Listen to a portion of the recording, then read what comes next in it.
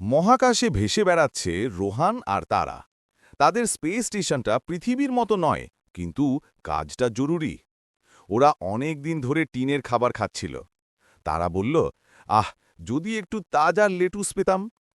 রোহান হাসল, চিন্তা করো না, আমরা তো স্পেস গার্ডেনার।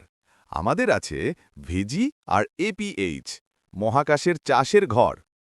ভেজি দেখতে ছোট কুলারের মতো। এর ভিতরেই বড় হবে লেটুস আর মূলা। মাটির বদলে তারা ব্যবহার করল বিশেষ বালিশ, যেখানে জল আর খাবার মিশে আছে।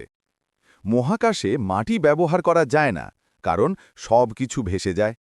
এই বালিশে বীজ আটকে থাকে আর পুষ্টি পায়। জল দেওয়া কঠিন, জল ফোঁটা ফোঁটা হয়ে ভেসে যায়। তাই ব্যবহার হয় সুতো বা উইক। উইক টেনে টেনে জল পৌঁছে দেয় গাছের মূলে। এটাই ক্যাপিলারি অ্যাকশন। গাছের দরকার আলো, কিন্তু সূর্যের আলো আসে না। তাই তারা নীল আর লাল এলইডি আলো ব্যবহার করল। এই আলোতেই গাছেরা খাবার তৈরি করে আর বাড়ে। প্রতিদিন ওরা ভেজি আর এপিএইচ দেখতে যায়। একদিন দেখে ছোট্ট চারাগাছ গজিয়েছে।